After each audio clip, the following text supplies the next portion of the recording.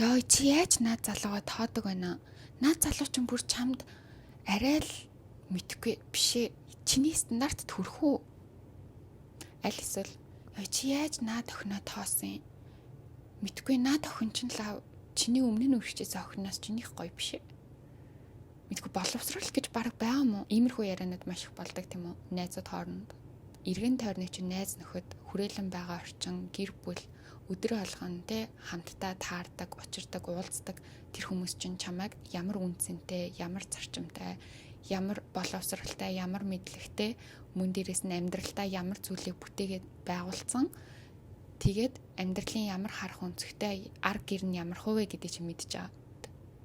Тэр хүн дотроо чамайг болохоор те энэ хүний стандарт ингээл амар өндөр, энэ хүн өстө өөртөөгөө таарсан ийм хүнтэй уулзах байх гэж бодож байтал чиний авчирс танилцуулж байгаа хүн чинь тэр хүнд чинь таалагдахгүй бай гэж бодъё. Энэн дээр юу яригдж байгаа вэ гэхээр чиний стандарт чинь наад хүн чинь хүрэх үү гэдэг яриа.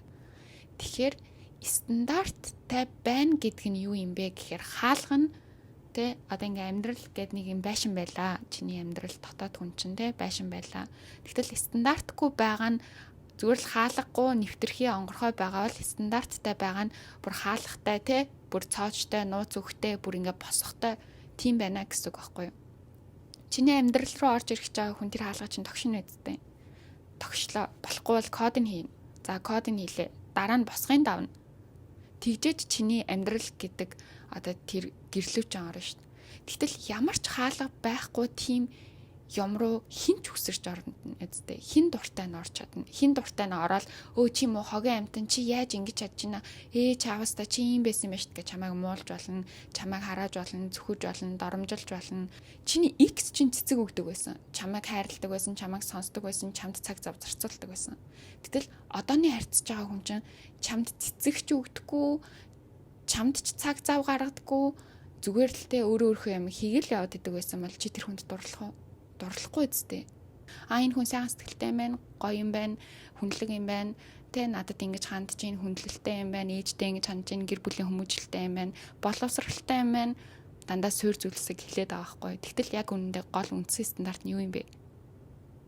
Өндөр стандарттай байхын давуу тал нь тэгвэл юу юм? Өндөр стандарттай хүмүүс хүссэн хүн болгоныг өөрийнхөө амьдралд оруулж ирдэггүй. Тэр хүнийг хараад хүссэн хүн болгоно нь энэ хүн рүү хай гэд бичиж гэж зүрх зориг гаргаж чаддаггүй.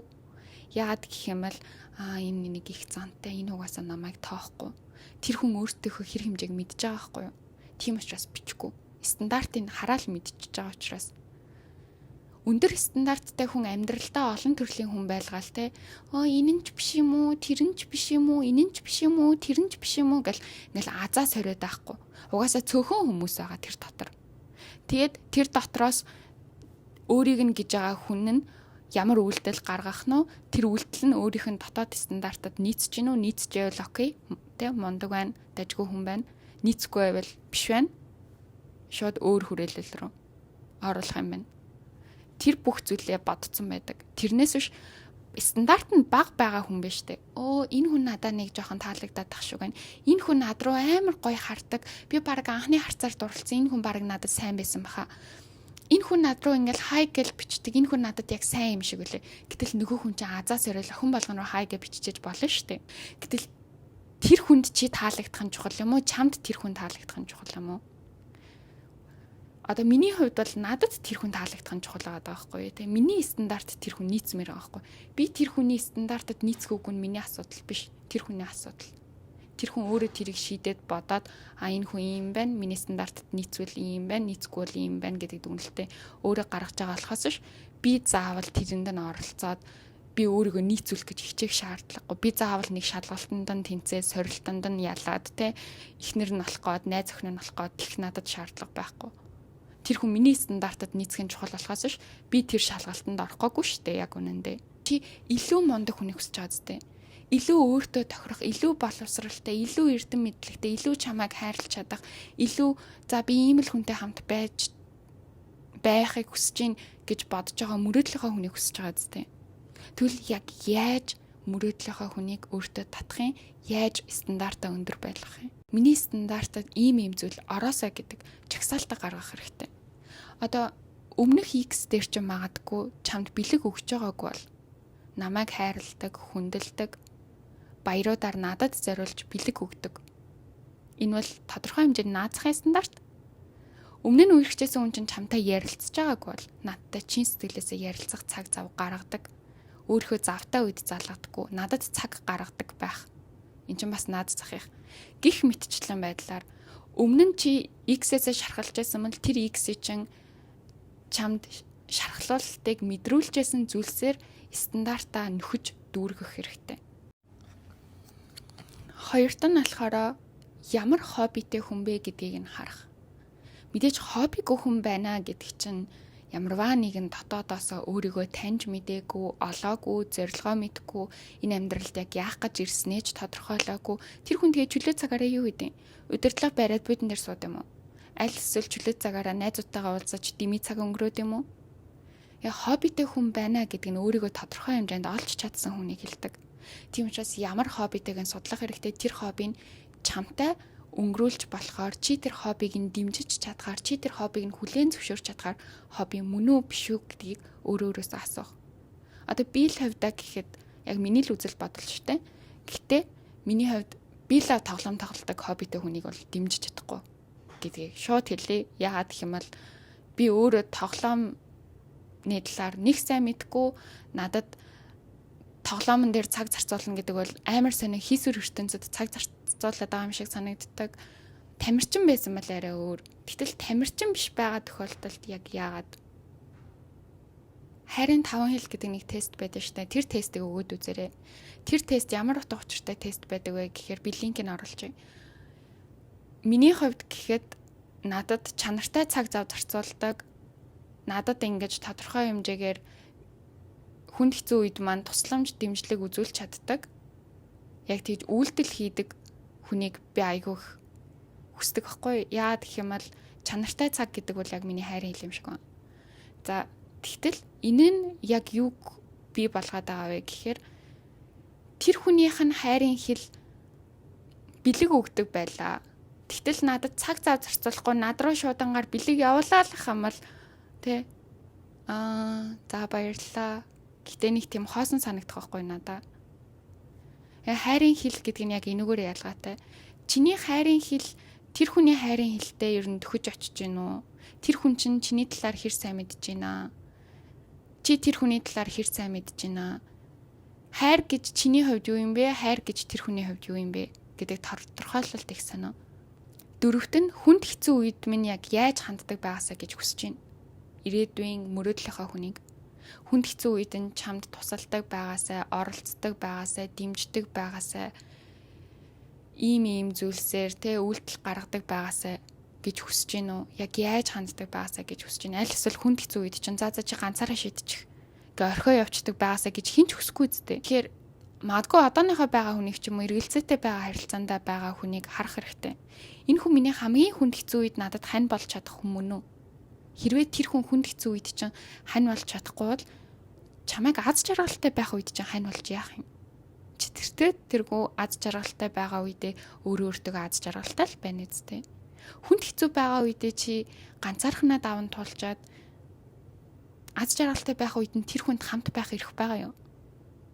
Тавт нь гадаад байдлаар яг ямар байдал таалагдах юм? Магадгүй нэг хүн болгонд нэг сонирхдаг царайны төрх гэж байдаг штэ. Зөөлхөн, дүлгөөхөн, аль эсвэл аюу гой давхраатай алагнуудтай юу ч юм. Өндөр, цагаан, бор одоо гих мэтчлэн байдлаар тий. Тэгтэл гадаад байдал нь чиний сонирхдаг төрлийн хүнийх яг ямар байгаасаа гэж хүсэж байгаа. Тэрийгэ мэдээж дотроо яг стандартад оруулах. Стандартгүй байна гэдэг чинь тэр хүн ямар ч үнэлэмжгүй байна л гэсэн үг юм байлаа. Тийм учраас стандарттай байж тэр хүн чамтай байх эрх үүсэж байгаа зү тийм үстэй. Тэгэхээр стандартаа өндөр байлгах хэрэгтэй. Тэр хэмжээгээрээ чамд зөвхөн чамайг л гэсэн хүмүүс татагдана. Хэрвээ стандартаа бага болгох юм бол зүгээр чам руу аз сорих гэж оролдож байгаа хүмүүс л татагдана. 6-т нь аз жаргалыг харах үнц нь ижилхэн байж чадах уу? Тэгээс 7 насны хооронд хүүхдийн аз жаргалыг харах өнцг нь өөрчлөгдөж эхэлт юм байна л да. Магадгүй анханасаа амьдралтан сууж эхэлдэг баг. тэр хүүхэд ямарваа нэгэн зүйлээс одоо дутуугийн мэдрэмжийг мэдэрчээсэн бол тэр зүйлээ гүйцэлдүүлэх нь аз жаргал гэж боддог. Магадгүй эцэг их нь хол байсан бол эцэг ихтэйгээ хамт байх нь гэр бүлийг чухалчлах нь аз жаргал гэж бодох. Магадгүй мөнгө санхүүгийн хувьд бага байхдаа боломжгүй байсан бол мөнгөтэй баян тансаг хүмүүст карьертай гэдгээ харуулж амьдрах нь аз жаргал гэж бодох. Гэх мэтчлэн байдлаар. Тэгтэл чи гэр бүлтэйгээ хамтдаа аюу гой хүүхэдтэйгээ ингээд те гэр бүлийн уур амьсгалыг бүрдүүлээд аз жаргалтай амьдрах нь чиний амьдралын аз жаргал гэж бодоод байж тал нөгөө хүний чинь хувьд амар карьертай ах нь аз жаргал гэж бодвол энэ хоёр огтлолцохгүй үстэй те. Тийм учраас аз жаргалын томьёо нь яг нийлж гинөө гэдгийг харах нь маш чухал юм байлээ. Яг би судлаад үзэхэд ч тэр ер нь бол миний туршлагаар ч гэсэн. Платон хувь хүнийхээ хувьд хэр амжилттай хүн бэ? Одоо энэн дээр бол би нэх мөнгө ярихгүй. Хувь хүнийхээ хувьд гэдэг нь мэдээж тэр хүн чинь өдий олон жил наслахтаа ямарваа нэгэн зүйлийг бүтээж байгаа, эсвэл ойлгож явж байгаа, сурж явж байгаа, тэ суралцаж явж байгаа, нийгэмд өөрийн гэсэн байр суурийг олох гэж хичээж явж байгаа байх ёстой шүү дээ. Тэгтэл зүгээр өдөр алган гэртээ удирдлага бариад сууж ах ч юм уу, өдөр алган те гэртэл тоглоод сууж идэг тийм хүн бол одоо ирээдүйд би нэг 10 жилийн дараа тэр хүн өөрчлөгдөн гэж байх уу? Байхгүй шүү дээ. Хамгийн гол нь энэн дээр би нэг мөнгөтэй айлын хүүхэд, мөнгөтэй өссөн хүүхэд гэж бол ярьсангүй. Зүгээр тэр хүн амьдралын төлөв тэмцэлэн хэрэг. Нийгэмд эзлэх байр сууриа тэр хүн өөрөө авч явж чадах юм уу? Тэр хүн цаашдаа нийгэмд эзлэх байр суурийг хэрхэн яаж бүтээж байгуулж босгох чадвар тэр хүнд байна уу? Тэр хүнд суралцах чадвар байна уу? Тэр хүнд өөртөө итгэх чадвар нь байна уу? Зүгээр л нэг том яриад нэг ажилгүй хүмүүсийн тоонд багтцсан сууж байгаа хүмүүс байдаг шүү дээ. Яг тийм юм биш үү? Өмнө нь би за зүгээр л нэг тамхи татдаггүй хүн, зүгээр л нэг арх уудаггүй хүн гэж боддог байсан чинь үгүй аахгүй юу? Одоо болохоор өөрөө өөрийгөө удирдах чаддаг хүн. Өөрөө өөрийнхөө юу хийж болох, юу хийж болохгүйг мэддэг хүн. Юу хийхийг хүсэж байгаа, юу хийхийг хүсэхгүй байгаагаа ойлгоцсон хүн. Тэгэхээр тэр бол баг амар 5-6 жилийн өмнөх стандарт байсан баг л та миний хувьд. За өндөр үнэлэмжтэй залуу, өндөр үнэлэмжгүй залуу гэж хоёр төрөл байдаг бидний амьдралд. Нэг хүнээс салчлаа тэр өстө хогийн амтан байсан шүү гэл ингээл бодож болно шүү дээ. Тэгтэл тэр хүн анханасаа өндөр үнэлэмжтэй хүн байсан уу үгүй юу гэдгийг харцгаая л та. Үнэлэмжтэй залуугийн хувьд бол хамгийн түрүүнд юу хүсэж байгааг мэддэг. Тэр хүмүүс хэнийг амьдралтаа авч үлдээхийг хүсэж байна. Тэр хүн ямар хүнтэй харилцаа холбоог тогтоохыг хүсэж байна, ямар зарчимтай амьдрахыг хүсэж байна, ирээдүйд хэн байхыг хүсэж байна, юуг бүтээхийг хүсэж байна, өөрөөс нь яг ямар хүч гарахыг мэддэг.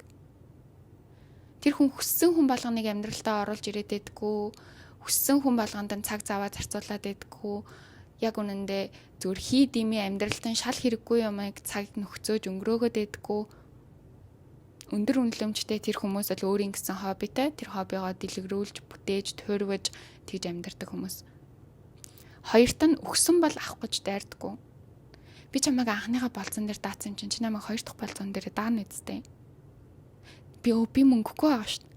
Мөнгөгүй байгаа юм яах гэж болцсон дээр ирсэн юм. Тийм үсттэй. Яагаад тэр хүн заавал нэг барьцаал чи анхных дээрээ тэгсэн юм чинь хоёр дахь дээр нь чи тэгнэ эзтэй гэж тэгж байгаа.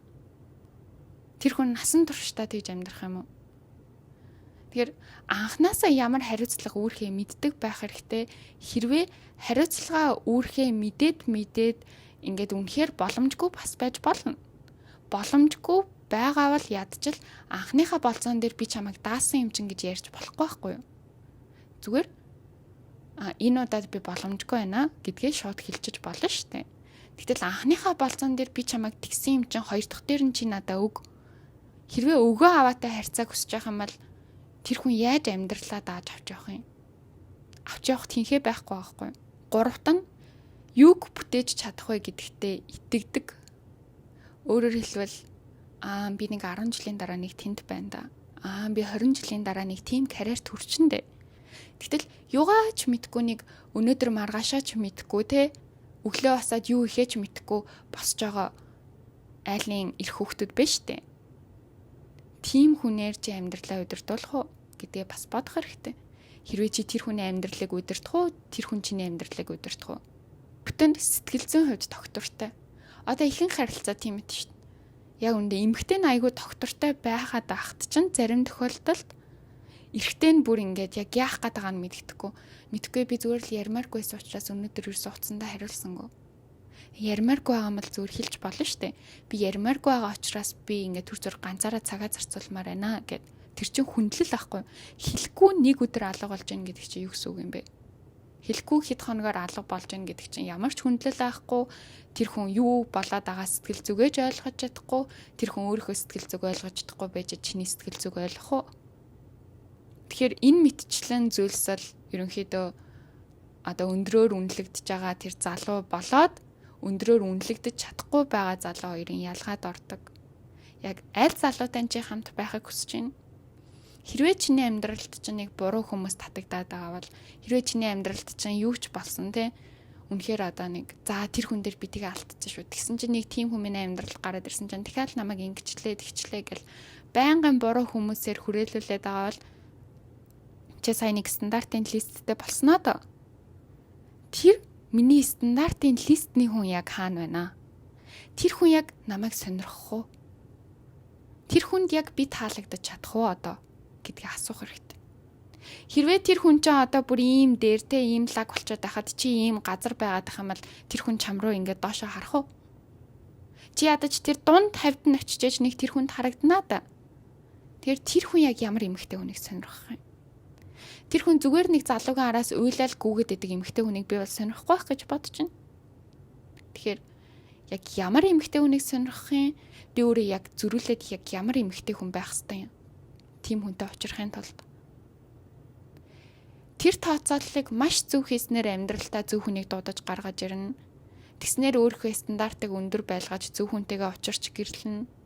Эмэгтэй хүний амьдралын ихэнх хувь нь ер нь ямар хүнтэй гэрлэхээс хамаатай байдаг гэж би боддог. Тийм учраас гэрлэх хүнээ маш зөв тодорхойлоорой. Хайртай гэж хэлсэн хүн болгон хайртай байдаггүй. Хайртай гэд араас чинь гүйсэн хүн болгон хариуцлага хүлээж чаддаггүй. Тэгэхээр үг бол үг, үйлдэл бол үйлдэл. Тэр хүнээ маш сайн харах хэрэгтэй, шалгуураа тавих хэрэгтэй. Чи тэр шалгуурыг тавьж байгаагаа тоочоод байж болохгүй. Өө чи миний стандарт төрөхгүй байна. Өө чи ингэхгүй байна. Өмнөний стандарт ийм байхад чи намайг яагаад ингэж гомдоож байгаа юм? Мэдгүй би лави амьдралтаа ийм хүнтэй хамт байж үзэж байгаагүй. Чи яаж намайг гомдоож чадчихна? Би чамайг өөрчлөгдөн гэж итгэж байхад чи бүр өөрчлөгдөхгүй яг ийм байсаар л аа юм уу? Яг ийм нөхцөл байдалтайгаа бол зүгээр л яв. Хэрвээ чи тэр хүнийг өөрчлөгдөн гэж бодож байвал тэр хүн хизээч өөрчлөгдөхгүй. Тэр хүн чамтай байхаа хугацаанд уучлаарай гэж зөндөө олуудаа хэлээд өөрчлөгдөхгүй байгааз. Эн чинь чи зүгээр тэр хүнийг орхио гэсэн үг.